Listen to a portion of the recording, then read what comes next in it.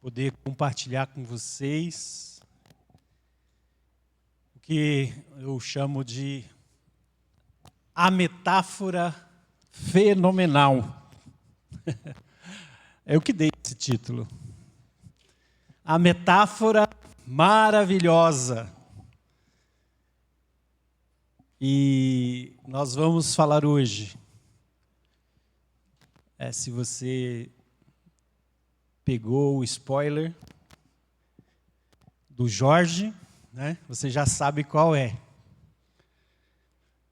Quais são os passos práticos para a renovação da igreja? Nós temos nos perguntado. Como saber se de fato somos uma igreja viva? Você é um cristão verdadeiro? Você é um discípulo de Jesus Cristo hoje? Significa que existem igrejas mortas, cristãos mornos, discípulos fakes. O nosso tema aponta para esse rumo. Nós passamos o mês de março conversando sobre alguns desses passos práticos que eu, você, a Igreja Aliança do Aeroporto precisa fazer. Nós começamos o mês falando sobre o fundamento básico das disciplinas espirituais. Fundamento básico, se você já fez uma aula de futebol, é a repetição das partes do jogo. Um passe, um drible, um chute. Você faz o básico para que o jogo apareça. O básico para que uma igreja seja uma igreja viva é exercitar as disciplinas espirituais. A importância de uma vida devocional forte. Então, as disciplinas interiores, né? As disciplinas exteriores. Só um exemplo: interiores é a oração, o silêncio, né? As exteriores, o serviço. E as disciplinas comunitárias, aquelas que eu faço com outros irmãos no culto. Mas, sobretudo, se eu conheço e quero ser um cristão realmente vivo na minha fé, eu preciso investir para que eu tenha uma vida devocional, um encontro cada dia com Deus. E também falamos sobre a devida atenção que nós devemos dar aos meios de graça. Quais são os meios de graça? São as disciplinas comunitárias, né? A palavra de Deus, a oração, a ceia, a comunhão, o culto. São meios que eu, no dia a dia, como igreja, eu exercito, demonstrando que eu pertenço a uma comunidade. Também enfatizamos no mês de março a ferramenta dos pequenos grupos. O Jorge compartilhou e simulou, né? Na verdade, não foi um PG, né? Foi um GG. Nós estávamos todos aqui, um grande grupo, e fizemos uma dinâmica de como acontece lá no pequeno grupo. No pequeno grupo é onde o discipulado acontece, a vida na vida. Domingo passado, o Marcos abordou a urgente necessidade da palavra de Deus, do culto público. Um culto centrado na comunhão, na adoração a Cristo e na proclamação dessa palavra transformadora, como nós ouvimos o Senhor falando já através da nossa irmã que conduziu aqui a Alda, né? Essa palavra que vai no ponto e muda tudo. E por fim, então, chegamos no último domingo de março. Quem sobreviveu, chegou no final de março. Então chegamos nessa metáfora fenomenal. O spoiler foi dado, né?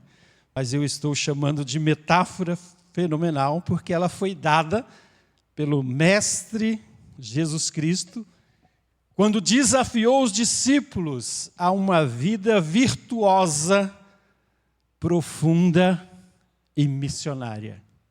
João capítulo 15. Vamos lá, abra aí o seu texto, João capítulo 15. Eu vou passar por cima, porque nós já estudamos, e vou conduzir a outros 2 textos do Antigo Testamento. E por fim, eu vou chamar você a 2 passos práticos. Porque afinal de contas, qual que é o nosso tema? Passos práticos para ser igreja. Ser igreja viva, não uma igreja religiosa, não uma igreja passiva, não uma fake igreja. Uma igreja que é igreja, simplesmente igreja. Tem tantos adjetivos, né? Hoje que às vezes a gente se perde até no significado do que é ser uma igreja. A imagem fenomenal. A metáfora. A ilustração. E talvez para você que nasceu na cidade, essa ilustração seja mais difícil de compreender. Mas se você já foi no interior, ou se você já tirou férias num lugar onde a natureza, você vai entender o que o Senhor quer dizer aqui. E o título na minha Bíblia é exatamente esse: Jesus, a videira verdadeira. Palavras do nosso Senhor Jesus: Eu sou a videira verdadeira. O meu Pai é o agricultor. Todo ramo que estando em mim não dá fruto, Ele corta.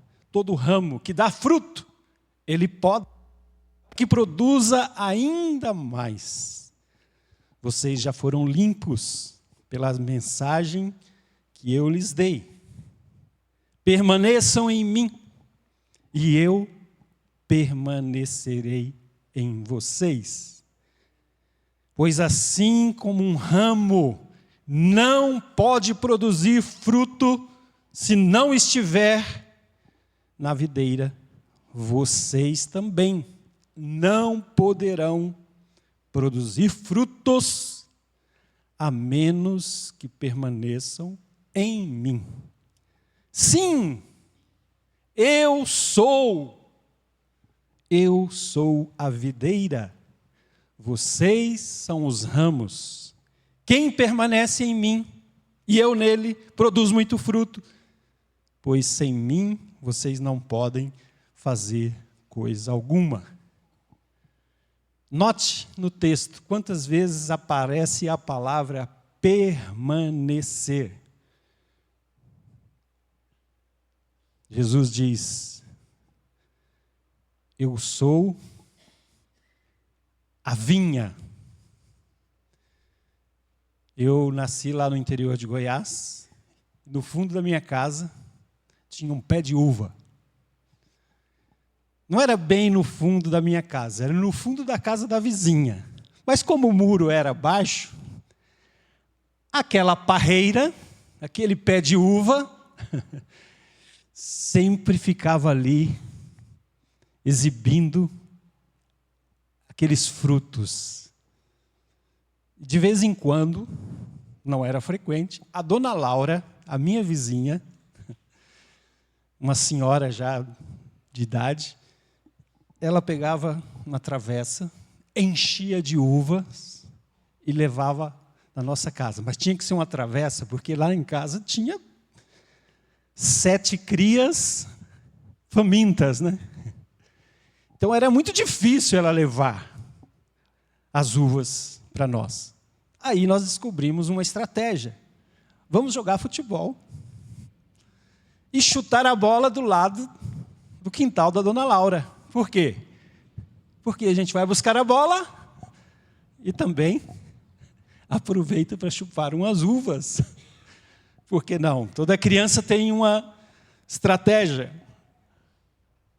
Então, eu me lembro, quando eu falo de uma vinha, eu lembro da vinha da dona Laura. E se você observa, Jesus não diz, eu sou a vinha, ou a videira. Ele diz, eu sou a videira verdadeira. O que ele está querendo dizer? Que tem algumas que se dizem videiras, vinhas, mas não produzem frutos, mas são falsas. Se ele é a verdadeira, tem algumas que não são verdadeiras. E aí ele diz, você é o ramo, e se você está em mim, você vai dar fruto. Mas aí ele insiste, permaneçam em mim, permaneçam em mim, eu permanecerei em vocês. Se você permanecer em mim, você vai dar fruto. Se você não permanecer em mim, se você for cortado, você vai secar. Permanecer em Cristo é a condição para produzirmos frutos para Cristo. Olha o verso 6. Quem não permanece em mim é jogado fora como um ramo imprestável, seco. Esses ramos são juntados no monte para serem queimados. Quando eu me desconecto do tronco, da árvore, mesmo que eu seja um galho, eu vou secar. Então a desconexão com Cristo gera improdutividade para Cristo. Mas, olha o verso 7, se vocês permanecerem em mim, e as minhas palavras permanecerem em vocês, veja quantas vezes essa palavra permanecer aparece. Pedirão o que quiserem, e isso será concedido. Quando vocês produzirem muitos frutos, vocês trazem grande glória ao meu Pai, o agricultor, e demonstram que, de fato, vocês são meus discípulos. De fato, vocês são discípulos de verdade. Significa que há ramo que não produz fruto, que há discípulo que não é discípulo de verdade. A conexão permanente com Cristo resulta em grande glória ao Pai e a demonstração de uma vida que revela que sim, eu sou parte da videira. O texto vai, nós não vamos ter tempo, porque até já estudamos sobre isso, mas o Senhor entra no aspecto de que essa conexão é uma conexão de amor. Eu os amei, permaneçam no meu amor, permaneçam no meu amor, permaneça no amor do Pai.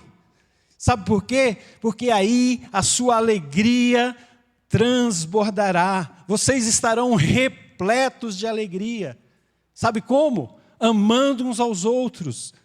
Eu já não vos chamo escravos, pois o Senhor não faz confidências aos seus escravos, mas vocês são meus amigos, pois eu lhes disse tudo o que o Pai me disse. Vocês não me escolheram, eu os escolhi, eu os chamei para irem e produzirem frutos duradouros, para que o Pai lhes dê tudo o que pedirem através de Cristo, por meio de Cristo. E este é o meu mandamento: amem uns aos outros. Permanecer em Cristo é receber do amor de Cristo. Permanecer recebendo do amor de Cristo, até ficar repleto, até transbordar de alegria, até que as pessoas ao nosso lado percebam o nosso amor e desfrutem a amizade. A amizade cura. A amizade é um dom precioso. Jesus chamou os seus discípulos de amigos. O fruto do relacionamento com Cristo é duradouro. E ele vai dizer mais: esse amor que você vive comigo, com o Pai, com o Espírito Santo, vai gerar oposição. Verso 18: se o mundo os odeia, lembre-se que primeiro odiou a mim. Mas lembre-se também, vocês já não fazem parte do mundo, vocês já não pertencem a esse mundo. Lembrem do que eu lhes disse: o escravo não é maior que o seu senhor. Uma vez que eles me perseguiram, também os perseguirão. E se obedecerem a minha palavra, se obedeceram a minha palavra, também obedecerão a sua. Farão tudo isso a vocês por minha causa, pois rejeitaram aquele que me enviou. Então ele está dizendo que lembrar de Cristo muitas vezes implicará em receber hostilidade dos que se opõem a Cristo, dos que se opõem ao reino de Cristo, dos que se opõem à palavra de Cristo e abraçam, porque abraçaram a causa, porque têm conexão com Cristo, porque amam o outro, vão incomodar. Mas olha, verso 26, eu enviarei a vocês o encorajador, o consolador, o Espírito da verdade. Ele virá do Pai e testemunhará ao meu respeito. Vocês também deverão testemunhar ao meu respeito. Por quê? Porque vocês estão comigo desde o início. Você está com Ele. Você é um discípulo verdadeiro. Então você recebeu o encorajador. Você recebeu o Espírito Santo. A sua vida é morada, é casa do Espírito Santo.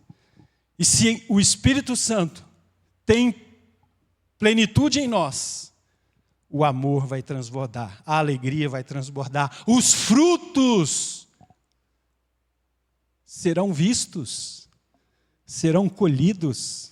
Ah, quando eu olhava por cima do muro e via aqueles frutos, logo a bola caía do outro lado. Porque eu queria aqueles frutos. A dona Laura não era tão generosa assim. Ei, pastor, que confessando o pecado, né? Roubo de criança tem muito perdão. Não está na Bíblia. Já me arrependi, Rubens, já me arrependi. Agora eu quero levar vocês, tendo essa imagem, né, desse pé de uva que está cobrindo, né, todo o quintal, porque ali há um giral, porque ali há como fala? Um varal, né? Na opinião de dois autores que são australianos, ele fala da treliça. A videira, o pé de uva, ele precisa de um varal, de uma treliça, para que ali... E aqui esse livro fala exatamente de como a palavra de Deus pode formar em nós uma mentalidade do Evangelho. E eu vou falar um pouquinho mais ao final sobre o que os dois autores nos desafiam. Salmo 80 é um salmo de Asaf. E diz que é um salmo cantado com a melodia Lírios da Aliança. Então acho que é nosso, né? Lírios da Aliança. Uma referência, né, ao pacto de Deus com Israel. Mas olha de onde Jesus se inspira para essa metáfora fenomenal. Salmo 80, verso 1 diz: Ó pastor de Israel, que conduz os descendentes de José como um rebanho, tu, que estás entronizado acima dos querubins, manifesta o teu esplendor a Efraim, a Benjamim, a Moisés, ou Manassés. Mostra-nos, Senhor, pastor de Israel, mostra-nos o teu poder e vem salvar-nos. Restaura-nos, ó Deus, que a luz do teu rosto brilhe sobre nós, só então seremos salvos. Ó Senhor Deus dos exércitos, até quando ficarão irados com as orações, ficarás irados com a oração do teu povo? Tu nos deste tristeza como alimento e nos fizeste beber copos cheios de lágrimas. Tu nos tornaste motivo de desprezo das nações vizinhas, agora nossos inimigos zombam de nós. Restaura-nos, ó Deus dos exércitos, que a luz do teu rosto brilhe sobre nós, só então seremos salvos. Tu nos trouxeste do Egito, veja, como uma videira, um pé de uva, uma vinha. Tu nos trouxeste do Egito como uma videira, expulsaste as nações e nos plantaste no solo. Limpaste o terreno para nós, fincamos raízes e enchemos a terra. Nossa sombra, nossos ramos, né, se estenderam, e a sombra se estendeu por cima dos montes, nossos ramos cobriram os altos cedros, estendemos nossos ramos até o Mediterrâneo, nossos reflexos se espalharam pelo Eufrates. Agora, por quê? Por que você derrubou os nossos muros? Por que o Senhor destruiu o nosso giral? Todos os que passam roubam os nossos frutos. Os javalis da floresta devoram a videira. Animais selvagens se alimentam dela. Ó Deus dos exércitos, suplicamos que voltes. Olha do céu e vê a nossa aflição. Cuida, Senhor, desta videira que tu mesmo plantaste. O filho que criaste para ti. Somos cortados, queimados por nossos inimigos, e eles perecem ao ver a cara de repreensão, a tua cara de repreensão. Fortalece a quem ama, fortalece aquele a quem ama, o filho que criaste para ti, então jamais te abandonaremos. Reanima-nos para que invoquemos o teu nome. Restaura-nos, ó Senhor, ó Deus dos exércitos, que a luz do teu rosto brilhe sobre nós, e então seremos salvos. Veja que esse último versículo, ele repete 3 vezes, no verso 3, no verso 7 e agora no verso 19. O salmista, aqui, ele está perplexo diante do desastre que se tornou a nação de Israel. Se o Senhor é o dono da videira, por quê? Nós lemos lá, né? Jesus diz, eu sou a videira verdadeira e meu pai é o fazendeiro. Mas não é aquele fazendeiro pobre, lavradorzinho. Ele é o dono da vinha. Ah, então, se Deus é o dono da vinha, se Ele é soberano sobre toda a criação, por que o meu povo está sendo envergonhado? É a pergunta lógica do salmista. Se eu sou parte dessa planta linda, cheia de frutos, por quê? Mais do que isso, o salmista diz, verso 4, ó Senhor, Deus soberano, até quando ficará irado com as orações do teu povo? Até quando? Tristeza, derrota, até quando desprezo? Até quando Israel, a videira verdadeira, aqui não fala, né? Fala só que é a videira.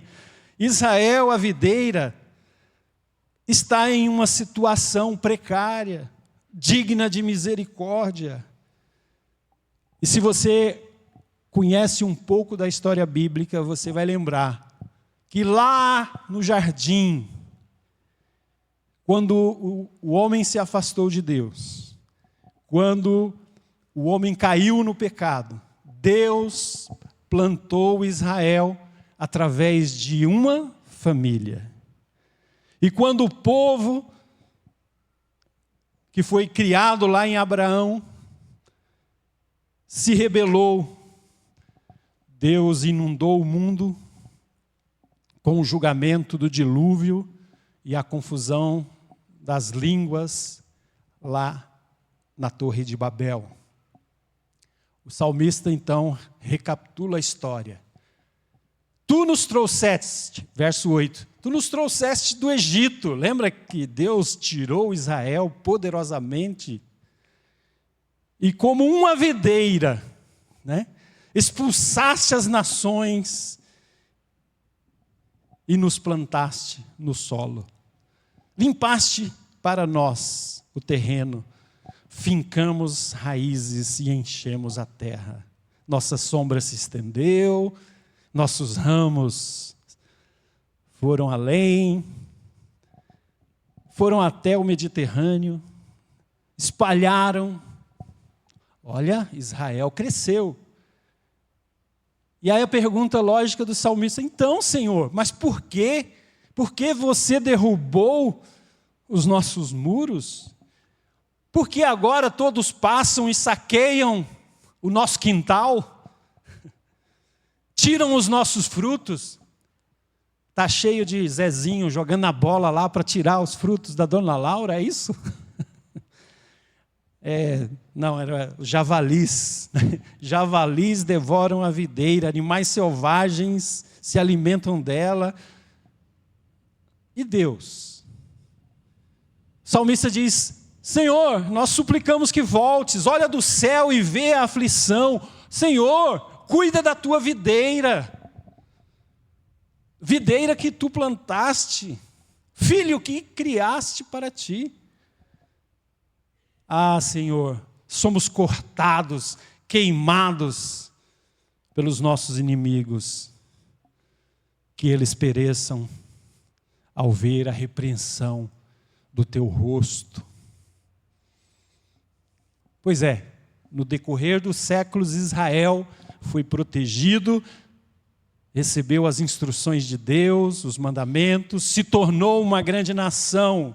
No Egito, quando perseguido, recebeu a libertação de Deus. Foi guiado e sustentado pelo próprio Deus no deserto. Israel foi plantado numa terra fértil, que mana leite e mel. Deus expulsou as nações, privilegiou Israel, mas ainda assim as ervas daninhas do pecado afastaram Israel do propósito de Deus. Vieram os juízes e não deram jeito. Vieram os reis e não deram jeito. Vieram os profetas, aí bravos, né? E também não deu jeito. Ainda assim, a videira não estava dando os devidos frutos. E um dos profetas, é esse o próximo texto que eu quero ler com vocês, Oséias, capítulo 10, verso 1 e 2. É curtinho. O profeta se admira da videira. Oh, como Israel, a videira é próspera. Israel é próspero, é uma videira viçosa e cheia de frutos. Oséias, capítulo 10, verso 1. Mas quanto mais o seu povo enriquece, mais altares idólatras são construídos. Quanto mais fartas as colheitas, mais belas as suas colunas sagradas. E aqui eram falsos deuses. O coração dos israelitas, o profeta diz, é inconstante. São culpados de serem castigados. Eles merecem. O Senhor derrubará os seus altares e despedaçará as suas colunas. Deus não pode se compactuar com o pecado, com a inconstância, com a idolatria. Pula lá para o capítulo 14, verso 1 e 2. 14, 1 e 2. O profeta sabia que Deus, o agricultor, Deus, o dono da videira, podia agir. Volte, ó Israel, para o Senhor, o seu Deus, pois os seus pecados causaram a sua queda. Tragam suas confissões e voltem para o Senhor. Verso 4, então eu os curarei da sua infidelidade e os amarei com todo o meu ser, pois minha ira desaparecerá para sempre. Serei para Israel como um orvalho refrescante. Uau! Israel florescerá como o lírio, lançará raízes profundas no solo, como os cedros do Líbano. Os seus ramos se estendem como belas oliveiras, perfumados como os cedros do Líbano. Olha o verso 7. Meu povo viverá. Meu povo viverá novamente à minha sombra, crescerá como o trigo e florescerá como a videira. Seu aroma será agradável, como o dos vinhos do Líbano. Ó Israel, fique longe dos ídolos. Sou eu que respondo às suas orações e cuido de vocês. Sou como a árvore, sempre verde. Todos os seus frutos vêm de mim. Veja o que ele está dizendo. Fique longe dos ídolos, porque sou eu que respondo às suas orações. Sou eu que cuido de vocês. Sou como a árvore sempre verde, cheia de vida. E os seus frutos vêm de mim. Jesus, cumpre a profecia do Salmo 80, quando ele diz: eu sou a videira. O que ele está querendo dizer? Israel foi uma videira fake, falsa, que não conseguiu dar os frutos da justiça de Deus. Mas Jesus diz: eu sou a videira verdadeira. Existe um que cumpriu todos os intentos, todos os propósitos de Deus, e esse um é Jesus Cristo. E se você é um ramo, você está plantado nele.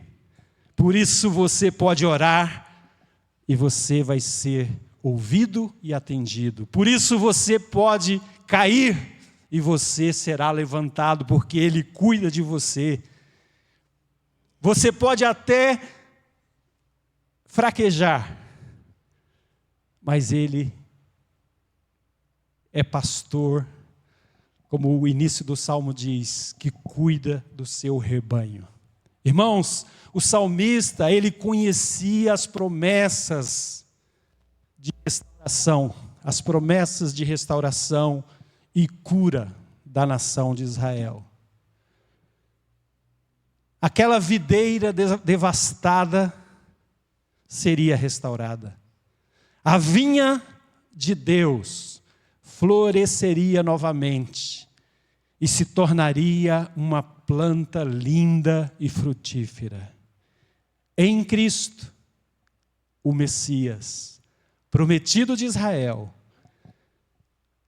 em Cristo, o verdadeiro Israel, ou o verdadeiro israelita, a colheita dos frutos seria completa. Aleluia. Por isso o verso 15 do Salmo diz: a videira que tu mesmo plantaste, o filho que criaste para ti. Jesus é o filho que cumpriu a vontade do Pai. Ele é a videira.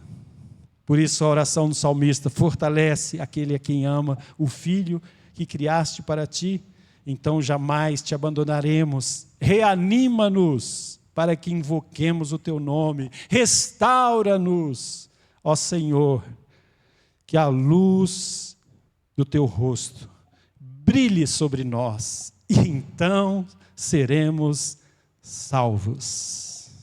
Irmãos, o Senhor é sim o dono da vinha. O Senhor é o dono da videira. Ele é soberano sobre toda a criação. Nenhum sofrimento do seu filho ou dos seus filhos serão em vão. Jesus é a videira verdadeira. Nós estamos plantados em Jesus, a videira verdadeira. A nossa vida foi desenhada para dar frutos, e frutos duradouros. Olha só como que isso acontece. João capítulo 15, verso 16. Vocês não me escolheram, eu os escolhi, eu os chamei para irem e produzirem frutos duradouros, para que o Pai fique feliz, para que o Pai distribua sorrisos e respostas de orações no seu nome. Irmãos, esta é uma metáfora fenomenal, porque ela foi dada pelo Mestre, desafiando os seus discípulos a uma vida virtuosa, profunda e missionária. Então vamos aos 2 passos práticos. Como é que eu posso ser uma igreja viva? Como é que eu posso ser um cristão frutífero? Em primeiro lugar, faça uma entrega diária. Faça uma entrega diária da sua conexão com Cristo e com a causa de Cristo. Você um dia entregou sua vida a Cristo? Se não fez, hoje é o dia. Se você um dia entregou sua vida a Cristo, faça uma entrega diária, todo dia, quando você acordar: Senhor Jesus, a minha vida pertence a Ti. O Senhor é a videira, eu sou apenas um ramo. Sabe por que você coloca o seu celular na tomada todo dia para carregar? Você sabe, né? Por quê? Porque a bateria acaba. E você precisa do quê? Energia. Você precisa recarregar. Senão não tem conexão. Irmãos, é tempo de dizer adeus. É tempo de renunciar. Nossas ambições egoístas e muitas vezes ambições insignificantes para Deus.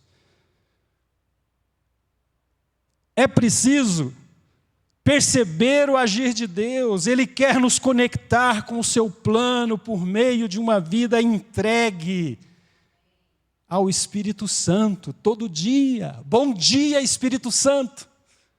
O que vamos fazer hoje? Juntos.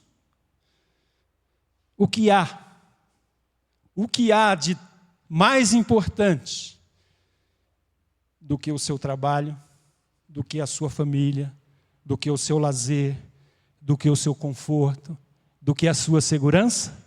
Sabe o que há? A sua conexão com Cristo. A presença de Deus é mais importante. A presença que faz diferença está disponível para você. A vida profunda e íntima com Deus não é uma utopia. Não é impossível.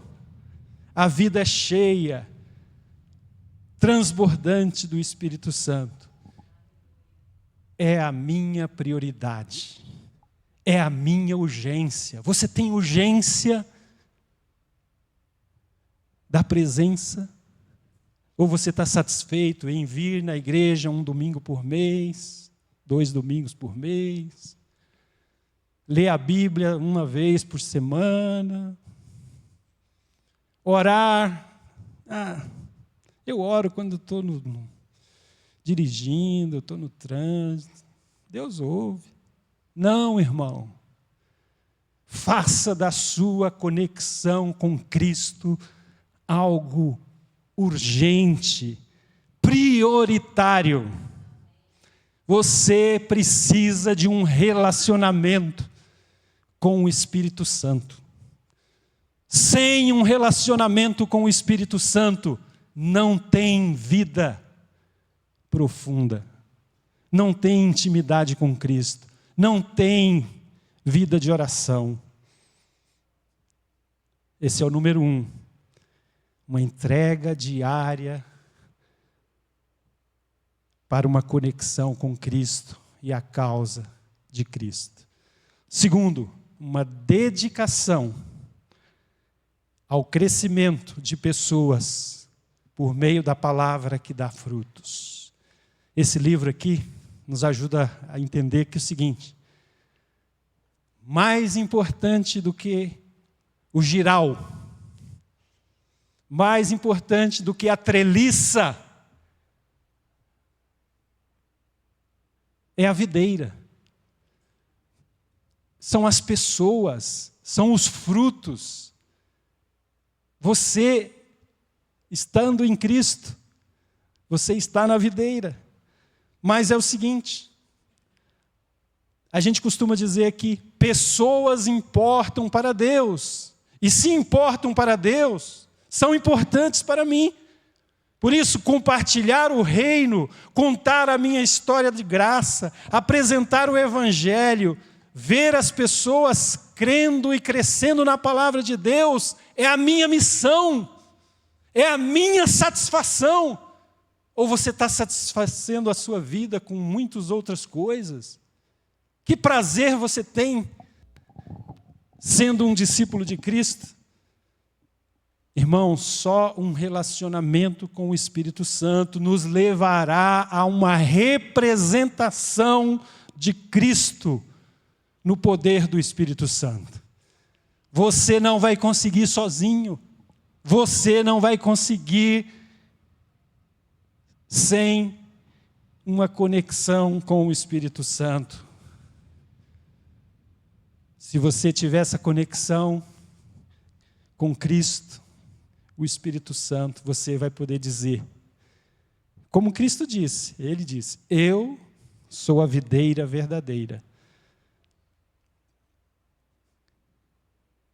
Você pode dizer, eu não sou Cristo, mas eu estou em Cristo.